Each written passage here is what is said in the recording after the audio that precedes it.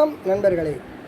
ஒரே காலகட்டத்தில் எம்ஜிஆர், சிவாஜி, ஜெமினிக்கு நாயகியாக நடித்து அசத்திய கன்னடத்து பைங்கிலி தமிழ் திரைத்துறையைச் சேர்ந்த மூத்த நடிகை சரோஜாதேவி அவர்கள் காலமானார்.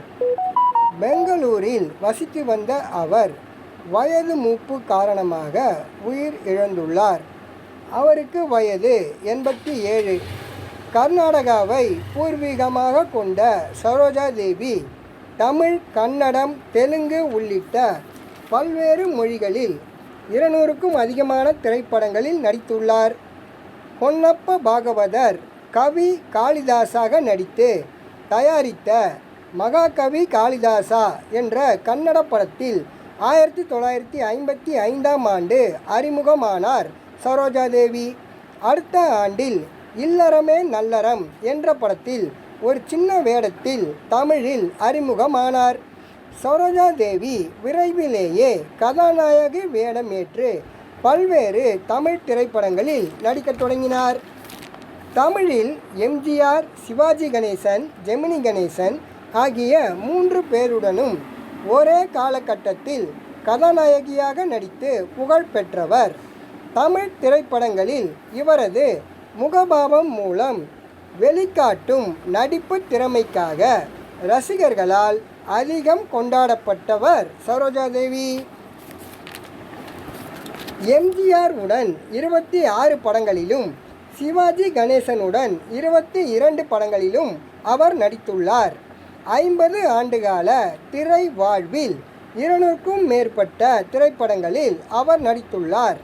விஜய் உடன் ஒன்ஸ் மோர், சூர்யாவுடன் ஆதவன் திரைப்படத்திலும் சரோஜாதேவி நடித்திருக்கிறார். கன்னடத்து பைங்கிலி, அபிநய சரஸ்வதி உள்ளிட்ட அடைமொழிகளில் ரசிகர்களால் அன்போடு அழைக்கப்பட்டவர். இவரது நடிப்பிற்காக பத்மபூஷன், பத்மஸ்ரீ விருதுகளையும் அவர் பெற்றுள்ளார். 2008ஆம் ஆண்டு வாழ்நாள் சாதனையாளருக்கான மத்திய அரசின் தேசிய விருதை அவர் பெற்றுள்ளார். இவருக்கு 1967ஆம் ஆண்டு மார்ச் 1ஆம் தேதி ஸ்ரீ ஹர்ஷாவுடன் திருமணம் நடந்தது. இவருக்கு இந்திரா, கௌதம், ராமச்சந்திரன் என்ற பிள்ளைகள் உள்ளனர். ஸ்ரீ ஹர்ஷா 1986ஆம் ஆண்டு உடல்நலக்குறைவால் உயிரிழந்தார். நடிகை சரோஜாதேவியின் கடைசி நிமிடங்கள். பழம்பெரும் நடிகை சரோஜாதேவி இன்று காலை 8:30 மணி அளவில் வீட்டில் இருந்தபோது திடீரென அவருக்கு மயக்கம் ஏற்பட்டு மயங்கி விழுந்தார். இதை பார்த்த குடும்பத்தினர் அவரை அருகில் உள்ள மணிப்பால் மருத்துவமனைக்கு கொண்டு சென்றனர்.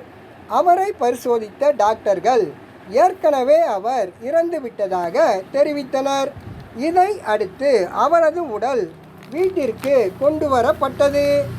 அவர் மறைந்தாலும் அவர் நடித்த படங்களின் மூலம் இந்த உலகம் உள்ளவரை வாழ்வார். அன்னாரின் ஆன்மா சாந்தி அடைய இறைவனை வேண்டுவோம்.